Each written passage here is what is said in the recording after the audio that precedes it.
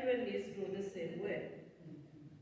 He was always ready to find fault in his sister and then tell everyone about it so that she would get in trouble. Why do we do it? Why do we do it? Well, first of all, okay, we were watching a movie and it's called Three Idiots. And it's all about students.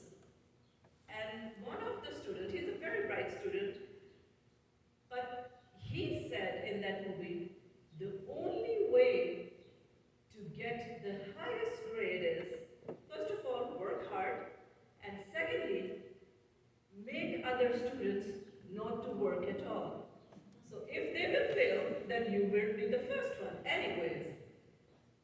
So what he would do, he would go in the dorm, and just before the exam, he would pass out dirty magazines to all the boys. So they would be engaged in those magazines, and he would study hard. So this is human nature. We want to look good in other people's eyes. And what is the best way to look good? When we find fault in other people. We look at the speck in our brother's eyes, but we don't see what big logs we have in our own. We try to point out the mistakes of others because they always seem big, even though they are tiny. But to us, they seem big.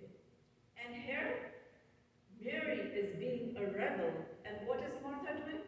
Martha is the first one to complain. And she complains to Jesus. And she says, Jesus, look at her. I am stuck with all the work. And here, Mary is doing nothing at all. Even though Mary was turning, she was turning the community around. She was doing what was not supposed to be done by women at that time. She was listening to the words that came out of Jesus' mouth. Jesus was considered by many a great teacher, if not the Son of God, but at least a great teacher. And here she is listening to the great teacher and trying to absorb every word that came out of his mouth. Just look at this scenario. Who should have complained? Jesus, because he's probably hungry, he's walking all this way to this village, or his disciples, other people who are around him. Why is this woman sitting here among all the men? Why isn't she in the kitchen? But no, nobody complained. It was Martha who complained. And Martha said, well, first of all, why am I doing all the work?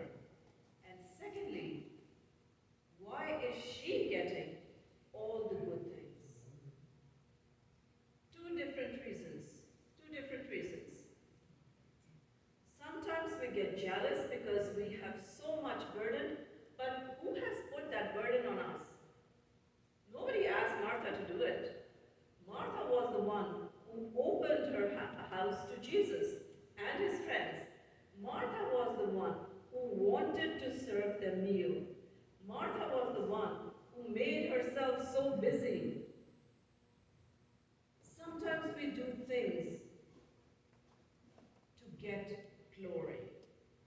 Sometimes we volunteer at different, I'm not criticizing anyone, but sometimes if you see the politicians go to all these different events, why? Because they want to take pictures. And they take pictures with helping out this person or helping out that organization, and when all the pictures are up, it's glory for them. that they are such a good person, they are doing this for the community, they are doing that for the community. Sometimes we don't do things for the sake of doing them. Sometimes we do things just to look good in other people's eyes. And that's a completely wrong reason in Jesus' eyes. You can do good if your heart is at the right place. When Jesus says, Martha, Martha, you have made yourself busy with all these duties, with all the things, the other stuff that occupies you, and Mary has chosen the good stuff. She has chosen the good part. We can try our best to do good deeds, but in God's eyes, our good deeds are worth nothing. They are like dirty rags, right? So why do we focus so much on doing good deeds? Jesus is not saying, Martha, you are wrong. He's not saying that at all. He was being quietly sitting there or teaching, and he wasn't saying, Martha, come and sit with me. He wasn't saying at all. He knew that these things need to be done, and she is doing them. This is fine, because she chose it herself. Whichever path we take to please God, it is our choice. And we are not the ones who should say, oh, my path is the right path, and whatever the other person's path is the wrong path. Who made me the judge to say that? Who made Martha the judge to say, I am right and Mary is wrong? Judgment doesn't belong to us. Judgment belongs to God. We are all trying to find a way to reach God. We, in our own way, are doing our best to imitate Christ. Whichever path we see, which is good for us, we try to take that path. And we are all struggling to reach our destination. But if my path is working in the community, if my path leads me to different people's problems, solving their problems, and another person's path is just sitting quietly in their room or in a monastery or somewhere and just spending time with God, it is their path. My path is different than their path. But both these paths lead to Christ. If the motive is the same, if the end result is the same, and if all the glory goes to God, then both our paths are good. Even though I struggled so much and the other person just sat in the presence of God. Both is fine, but they chose the easy part. They chose the more beneficial part, because they will be fed spiritually more faster than I doing all these good works and trying to manage my life and trying to manage my time with God. Martha was in the same house where Jesus was. She was in the same place where Mary was listening to Jesus. So if Martha was in the kitchen, she probably was listening to the words of Jesus, right? Because even though if the house is big, but Jesus is speaking to 70 people or more, he is loud enough so that all these people can hear him. So she's probably able to listen to Jesus. So it was her choice to cook. So if she was cooking and still listening to Jesus, that was fine. That was fine. To me, if we are working in the house and we have the audio Bible in our ears, we are still getting the Word of God. If we are driving our car and we have the Christian gospel music playing in the car, that's fine. Some people like to play the sermons thousands of different preachers in their cars or on their phones, and they could be doing whatever they're doing and still listening to the Word of God. It's fine. You don't have to be 24/7 in the temple or in the church to do that. Whatever your path is fine, as long as the glory goes to God.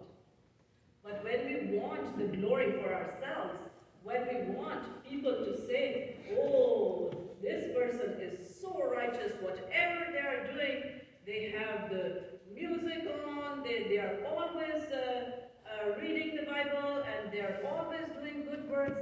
If it's only for show, then useless.